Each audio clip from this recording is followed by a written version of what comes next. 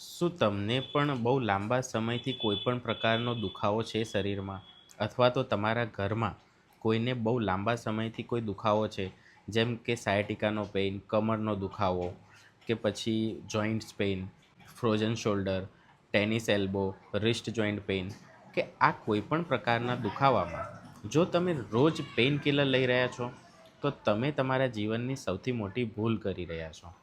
કેમ કે pain killer એ દુખાવાનું solution નથી. કેમ કે પેઇન કિલરથી થાય છે શું?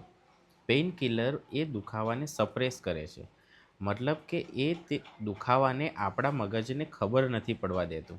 બાકી દુખાવો તો એની જગ્યાએ એવો ને એવો જ હોય છે. મતલબ કે ગોળી લીધી એટલે 2 3 4 કે 10 કલાક સુધી આપણને આરામ થઈ જાય, અને એના પછી જ્યારે ગોળીનો પાવર ઓછો થાય ત્યારે દુખાવો પાછો આવી જાય. પરંતુ આના માટે 3000 વર્ષ પૂર્વે આપણા ઋષિમુનિઓએ એક સોલ્યુશન આપી દીધેલું છે કે જ્યારે કોઈ પણ પ્રકારના દુખાવામાં કોઈ પણ દવા અસર ના કરતી હોય તો ત્યારે છેલ્લે આપણે અગ્નિકર્મ કરવું જોઈએ. અને અગ્નિકર્મથી થાય છે શું? અગ્નિકર્મથી આપણા શરીરના અંદરનું ઇન્ફ્લામેશન ઓછું થાય છે.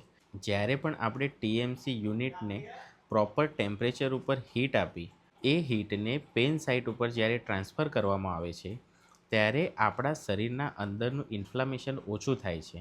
મતલબ કે ગાદી ખસી ગઈ હોય કે કમરની નસ દબતી હોય, એ બધા જ પ્રકારના દુખાવામાં બહુ જ ઝડપી અને બહુ જ લાંબા ગાળાની આપણને રાહત મળે છે. તો તમે પણ તમારી અપોઇન્ટમેન્ટ બુક કરાવો અને અગ્નિકર્મ કરાવો અને આયુર્વેદને અપનાવો. એની સાથે આપણે જરૂર હોય તો આપણે આયુર્વેદિક મેડિસિનનો પણ સપોર્ટ લઈએ છીએ કે જેનાથી આપણો દુખાવો મૂળમાંથી મટી જાય અને આપણે રોજ માટે પેઇન કિલર્સ ઉપર ડિપેન્ડ ના રહેવું પડે.